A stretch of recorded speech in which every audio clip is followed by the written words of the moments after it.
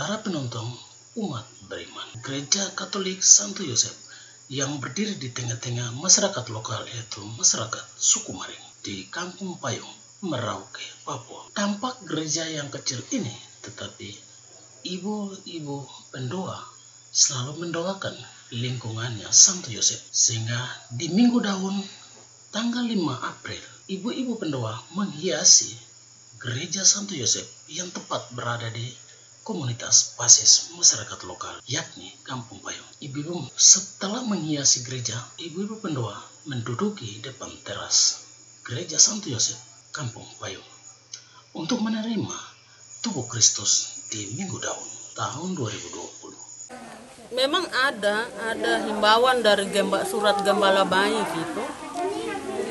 Yang dihimbaukan gereja-gereja itu harus ditutup. Memang ada satu pertanyaan bahwa kenapa gereja harus ditutup? Apakah yang ditutup gereja yang hidup atau gereja yang sebagai sarana? Berarti dua-dua ini ditutup. Ya, kita tidak tahu kalau kita suruh orang secara pribadi, kau berdoa secara keluarga di rumah. Kita tidak tahu keluarga itu dia bisa berdoa atau tidak. Sebaiknya kita harus tetap bersatu dalam iman, dalam harapan. Karena kita punya harapan, kita datang, kita bersatu dalam iman. Dan kita umat Payung tidak setujui untuk gereja Payung boleh ditutup. Kenapa? Virus itu harus dipatuhi dan dipuji. Ya. Kenapa harus ditaluki virus itu? Di manakah Tuhanmu dan di manakah imanmu? Tidak ada hukum Allah yang tertulis gereja ditutup selama 1 bulan atau 31 hari. Tidak ada. Jadi perintah Allah, kuduskanlah hari Tuhan. Rayakanlah hari raya yang disamakan dengan hari Minggu. Jadi perintah Tuhan yang harus dijalankan. Kita orang Payung, umat Payung bilang nafas kehidupan milik Tuhan. Yang kita patuhi, kita hidup di bawah hukum Taurat yang sudah ada. Setiap hari kita punya Tuhan. Kita selalu katakan itu, pergi cari makan harus sebut Tuhan. Kenapa virus ini harus diutamakan, harus dijadikan sebagai Tuhan? Apakah nafas kehidupan ini dari mana?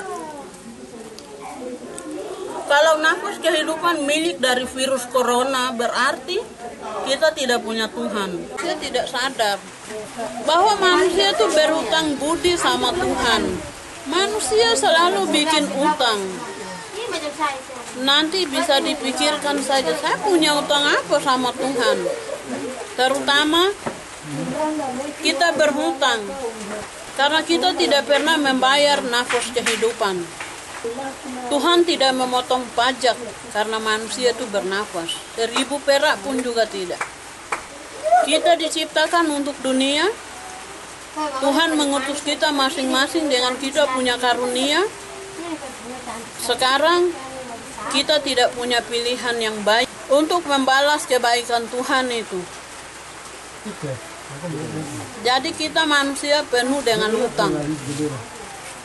Perumpamaan ditarik dari pohon ara, tentang pohon ara yang berbuah, buahnya baik, berarti pohon itu tetap dipakai dan dikelola buahnya dengan baik. Dan buah-buah itu akan bertumbuh dengan subur, dia juga akan berlipat ganda, 1000 kali lipat. Ada pohon ara yang tidak baik, itu akan dipotong, diikat, dan dilemparkan ke dalam lautan api. Jadi sekarang ini masa pemulihan, masa pilihan, manusia yang tidak menyadari bahwa saya ini berutang sama Tuhan. Tuhan utus saya ke dunia ini untuk membayar utang, terutama nafas. Yang kedua, saya harus tetap bekerja untuk Tuhan, melayani Tuhan. Sekalipun itu pekerjaan kecil, tetapi harus berguna di hadapan Tuhan. Yang terakhir dari saya, di dunia ini ada benih baik dan benih lalang. Jadi sekarang tidak perlu kita takuti. Kalau Yesus adalah andalanku, berarti saya tidak pernah takut. Saya adalah benih yang baik. Benih lalang itu akan menghasuti benih-benih baik itu.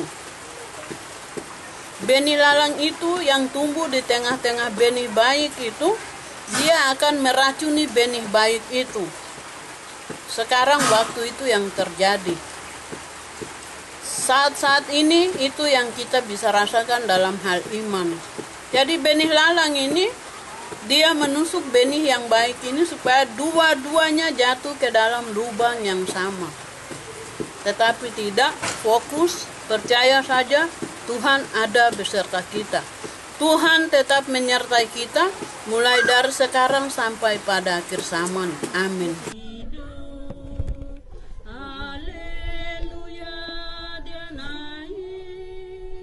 Roh Kudus turun, ku menang bersama Yesus Tuhan, ku menang di dalam peperangan, ku menang atas segala setan, haleluya, ku menang.